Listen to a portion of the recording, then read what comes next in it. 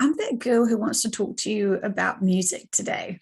Welcome back, beautiful beings, on this another amazing day that we're having on Earth, right? Fantastic times to be alive and to be able to find the joy and inner peace that we all deserve through doing our own inner work and being able to release all the density that no longer serves us to be in our most divine state of consciousness and being as much as we can in 3D, right? Quite a task that we've put upon ourselves, but quite an easy mission when we remember who we are and why we're here in this important time. So fun fact, right? So big epiphanies yesterday about music, and they wanted me to share this with you today quickly, which is about do not save music for your happy days, for your happy times, for your celebrations, and for your parties. They're saying, remember, the power of music is incredible, and it can be very helpful and useful for you to be able to do your inner work with it. Such as is the following. If you're still avoiding a certain genre of time and period of music because that was the time that you fell in love with that guy or that girl and it didn't quite work out for you, so you sort of still haven't processed that, so you've almost avoided that music. Whatever music you're avoiding is because you're avoiding a person or a situation or a time period in your life that you don't want to visit. Go back, my friends, go back and journey that music and let it heal you. Let it heal you. Okay. We're not avoiding our fears. We're facing our fears.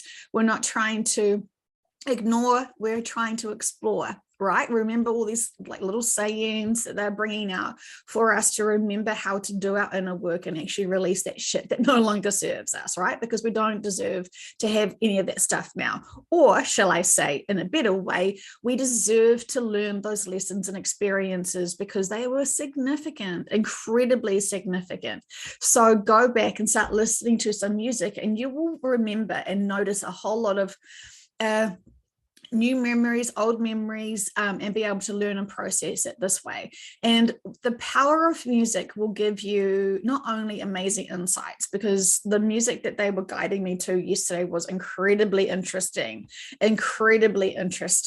in terms of what they were trying to say. And way back when I was sleepy and not aware of the things that have been going on this planet, these were just cute little words that kind of had a little jingle and, weren't that I didn't dive into the philosophies and the any other purpose or any other messages that music had. And I know some people are a little bit nervous about the draconians coming in and decoding people or corrupting their codes to be able to find and be magnetized, or these are labels, these are words that we've been using recently in sessions, right? So don't have any fear of being impacted one way or another. Trust you're protected. Keep asking your guides and your teams to protect you, to heal you, to release you from all that no longer serves you, to truly guide you to be able to do that inner work that's still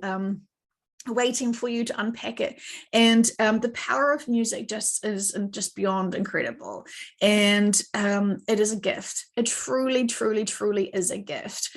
And even I think it was yesterday I did a session where this person loves the church music, doesn't like the church philosophies and ideologies, but still goes there because the upliftment of the music gives her joy. We all should be trying to find our joy, right? And it seemed like the subconscious was sort of saying, well, she doesn't have to go, she doesn't want to go, but her energy in that joy is a blessing for all. Isn't that a beautiful thing? Wouldn't we love to know that what we're doing is blessings and to be able to be gifts for all? Because we are here to be gifts. We are here to be of service. We're trying to help humanity at this really important time. And I wanted to say, what if, for example, you chose to come here now and to live your life contract now because you have a soul family who has been in this planet so many times. They're so dense. They're so, they've got so much inner work to do that they almost look like cactuses and they constantly hurt you. They forget who you are as a soul essence. They forget who they are as a soul essence. But they're here trying the best that they can to be able to get out of this density, to have higher perspectives, to return to having perspectives of love and compassion and empathy and all of the fun, normal things that we normally are in our higher dimensional selves, right? So what if we come here because a soul family member is really, really, really deep and stuck? And we chose to have lifetimes and contracts with them to be able to help assist them. And we've come down here to be of service, to help those individuals, to help all these, we are all one. So we're helping all of humanity. And what if you've come here and you've signed up to have a contract with someone who is really struggling after so many really impactful lifetimes here, and you promise them that you would come down, you would love them unconditionally, you would empower them to love self while you empowered yourself to love yourself? How are we going with that mission, my friends? How are we going with that mission? When interns are free, it would be really advisable to have quantum sessions and be able to ask your subconscious, is there any life contracts that I signed up for to certain people in my life for certain purposes and significances to help assist them with this evolutional shift that is happening for humanity? Is there any souls that didn't know if they're going to be strong enough to be able to release the density on their own? Did I offer my energy? Did I offer my life contract and relationships in some way to be able to help assist someone? We can ask our subconscious any question we have. Sure, we could ask about, stuff that really doesn't empower you or your life. Or we could really use sessions to empower your life and to know exactly why you're here, what you're meant to do, what are the contracts you've got with others, how we can help and have different perspectives of others who are still a little bit stuck. Maybe you're still a little bit stuck. But wouldn't it be fantastic to ask your subconscious, am I a little bit stuck? Not only are you being responsible and being accountable for your behaviors and actions from the past and now and moving forward, it may inspire the practitioner to also ponder this for themselves. It may inspire the practitioner to actually have their own sessions and ask really significant, important questions.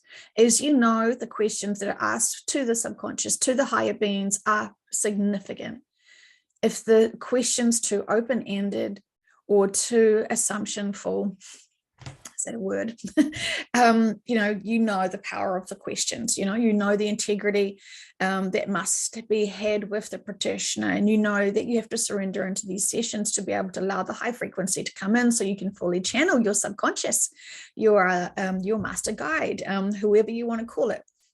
Fun fact, as you know, I was given a Bible recently, and I decided to go through it yesterday. I didn't get very far. I opened it up to two things.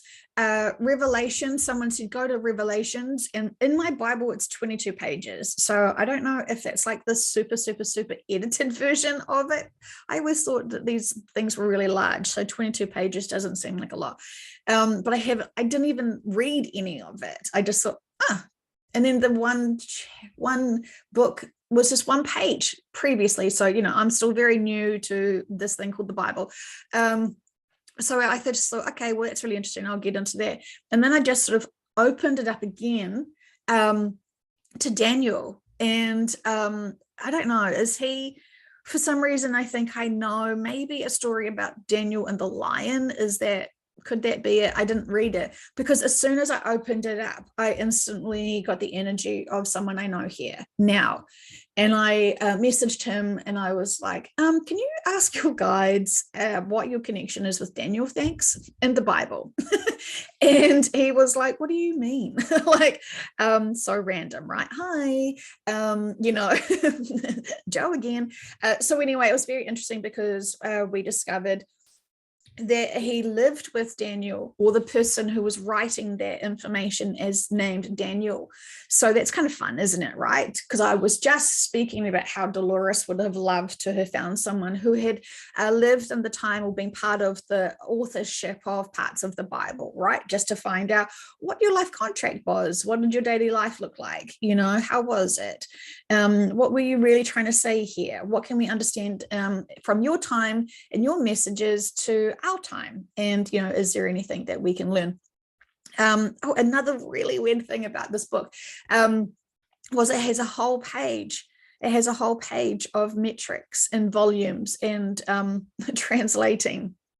Now, what is in the Bible that has got volumes of liquids that one would have to use a a guide to translate to modern volumes? It was very interesting, right? I think they sort of said a bath was like equivalent of like 2 liters of water.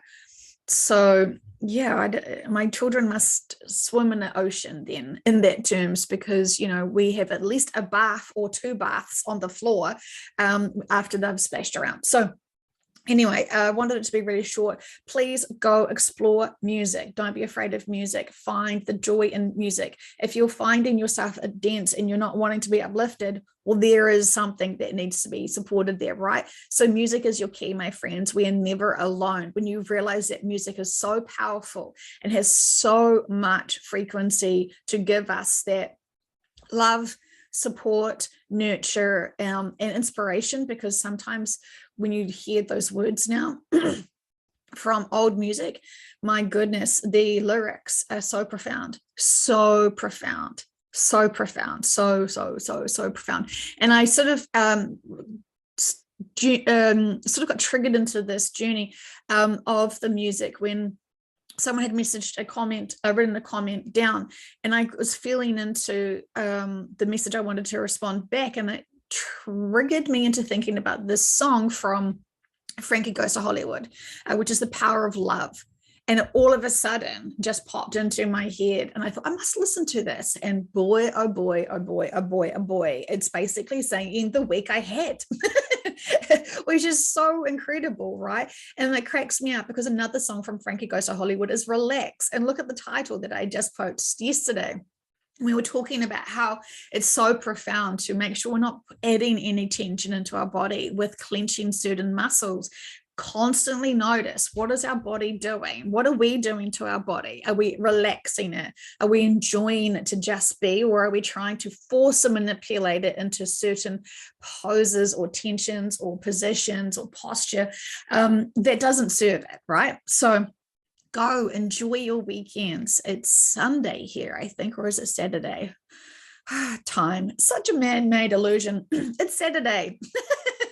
So much love to you. Oh, this is the funny thing. Then it started turning into The Cure and Friday, I'm in love. And I was on Friday and I was in love. I was in love with light energy. I was in love with all our guides. I was so appreciative to everything that's been going on for us, with us. And it's just an amazing time to be alive, right? So remember, do not be in fear, empower yourself through it, honor your purpose and significance and the reason why you're here in this time. You are so important. You're so important. You're so special, and you're so needed to be able to be on purpose. Love you guys so much. Love you forever and ever and ever and ever and ever and ever and ever.